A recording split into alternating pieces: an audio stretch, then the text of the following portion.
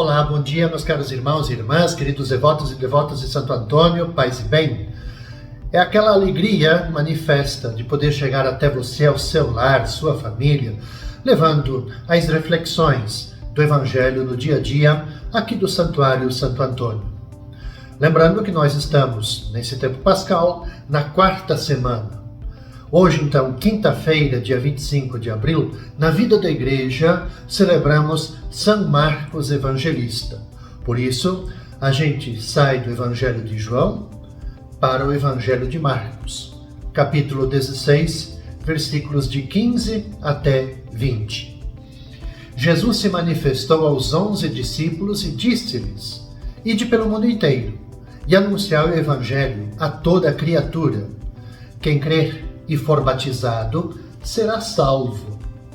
Quem não crer será condenado. Os sinais que acompanharão aqueles que crerem serão estes: expulsarão demônios em meu nome, falarão novas línguas, se pegarem em serpentes ou beberem algum veneno mortal, não lhes fará mal algum.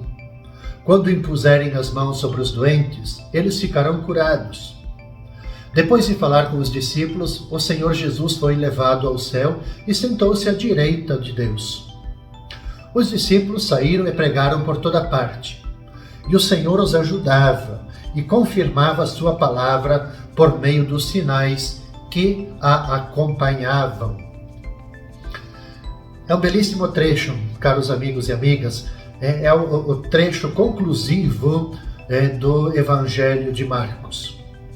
Aqui nós encontramos aquilo que nós aprendemos na catequese, é o discurso missionário. Jesus ele envia os seus discípulos para que eles vão e levem o Evangelho a todos, que o Evangelho seja conhecido, seja acolhido, seja vivido. O missionário do Pai, Jesus, ele precisa de outros discípulos. Aquele que é a Boa Nova, ele confia a Boa Nova aos seus apóstolos. Ide pelo mundo inteiro, anunciai o Evangelho a toda criatura. Depois do mandato missionário, Marcos ele alude de uma forma bem breve, já no finalzinho do trecho que acabamos de escutar, e bastante discreto, a ascensão de Jesus ao céu. O Senhor Jesus, depois de lhes ter falado, foi arrebatado ao céu e sentou-se à direita de Deus. E conclui ainda afirmando: eles partindo, então eles foram pregar para toda parte, animados. E assim mudou radicalmente, a gente pode dizer, a vida dos apóstolos e, obviamente, de tantas outras pessoas ao longo de todos os séculos. O evangelista Marcos, ele não pertenceu ao grupo dos 12 apóstolos, porém, ele deve ter sido discípulo de Jesus. Ele pertencia a uma família de Jerusalém que pôs sua casa à disposição dos primeiros cristãos. Se vocês lerem nos Atos dos Apóstolos, o capítulo 12, vocês vão perceber lá essa narrativa. Ele participou da primeira viagem apostólica de Paulo, também isso está em Atos 12, também depois em Atos 13. O Marcos ele acompanhou Pedro a Roma e prestou para ele serviços durante a prisão do chefe dos apóstolos. Enfim, para dizer que se essas informações, todas elas se confirmam, nós ficamos sabendo que Marcos ele extraiu de fontes genuínas o Evangelho que ele põe por escrito, o que nós chamamos o Evangelho de Marcos. As últimas palavras do seu Evangelho testemunham que muitos sinais e prodígios haveriam de acompanhar a obra dos seguidores de Jesus. Isso de fato aconteceu. A igreja primitiva comprova isso. Basta a gente tomar os Atos dos Apóstolos e a gente ler com atenção a dinamicidade do testemunho, da pregação dos apóstolos. Quando a gente faz memória, a gente celebra, festeja São Marcos Evangelista, e com esse chamado que a sua parte conclusiva do Evangelho nos faz, de nós irmos, de nós anunciarmos, de nós assumirmos o nosso batismo e de nós realizarmos as ações de Jesus, Jesus ele nos dá exatamente o pedido, o envio de a gente expulsar demônios, de a gente falar, proclamar, ou seja, de a gente impor as mãos sobre os doentes para curá-los. Ou seja, é confiado a nós como cristãos, seguidores de Jesus, a mesma missão de Jesus, a mesma missão dos apóstolos. Que possamos acolher, possamos assumir essa missão com ardor, com entusiasmo, assim como os primeiros discípulos, os primeiros apóstolos. Na sexta-feira, dia 26 de abril, vamos meditar, vamos rezar a partir do Evangelho de João, capítulo 14, versículos de 1 até 6. Disse Jesus aos seus discípulos: Não se perturbe o vosso coração. Tendes fé em Deus. Tende fé em mim também. Na casa de meu Pai há muitas moradas. Se assim não fosse, eu vos teria dito: Vou preparar um lugar para vós. E quando eu tiver ido preparar-vos um lugar, voltarei e vos levarei comigo, a fim de que, onde eu estiver, estejais também vós. E para onde eu vou, vós conheceis o caminho. Tomé disse a Jesus: Senhor, nós não sabemos para onde vais. Como podemos conhecer o caminho? Jesus respondeu: Eu sou o caminho, a verdade e a vida. Ninguém vai ao Pai senão por mim. Caros irmãos e irmãs, eu gostaria de começar essa breve reflexão exatamente com o primeiro versículo do capítulo 14. Não se perturbe vosso coração, tendes fé em Deus, tendes fé em mim também. Por que gostaria de começar com esse versículo? Porque a crucificação de Jesus, ela causou preocupação, perturbação aos discípulos. Por isso que Jesus, ele prepara eles, dizendo para eles dizendo palavras de consolação, palavras de esperança. E ele também vai repetir depois da ressurreição. Essas palavras mostram aos apóstolos, sim, que a paixão era o meio querido por Deus para renovar, para salvar o ser humano. Também para nós vai chegar mais cedo ou mais tarde momentos de perturbação, motivados por tantas coisas, tantas circunstâncias, ódio, vinganças, as violências que se fazem presentes, corrupção, pela indiferença, pela fome de dinheiro, de poder que tomam conta do mundo, da nossa sociedade. Então, diante de tudo isso, a gente pode dizer assim: como que é possível a gente não ficar perturbado com tudo o que acontece ao nosso redor e conosco mesmo? Então, a perturbação do coração acrescenta dificuldades às dificuldades já existentes. Isso a gente pode dizer, sim, é uma reação natural, minha, sua. Mas o Senhor, ao mesmo tempo que nós sofremos perturbações, todos nós as tenhamos no decorrer da nossa vida, o Senhor diz para a gente que podemos ultrapassar tudo isso com uma atitude de fé. Quando a gente se deixa apoiar na sua força, na riqueza da sua mensagem, da sua vida.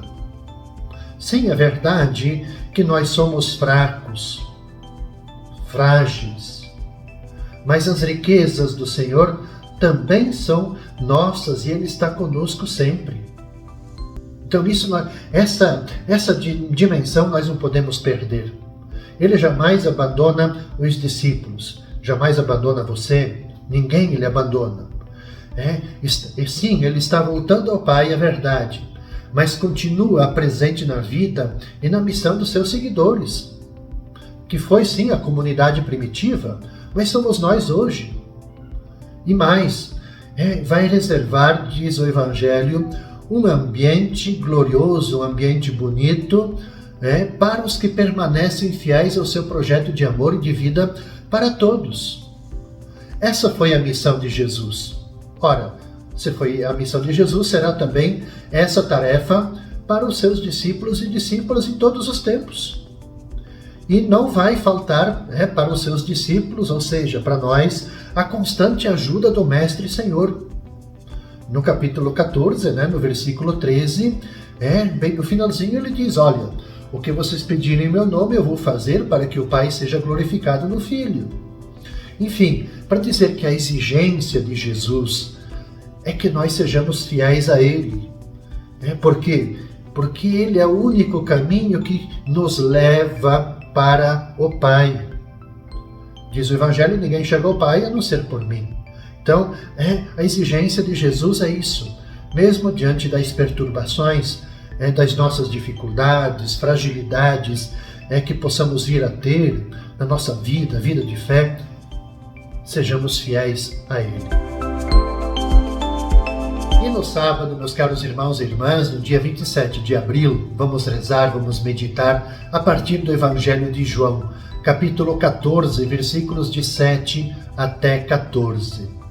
Disse Jesus aos seus discípulos: Se vós me conhecesseis, conheceríeis também o meu Pai, e desde agora o conheceis e o vistes.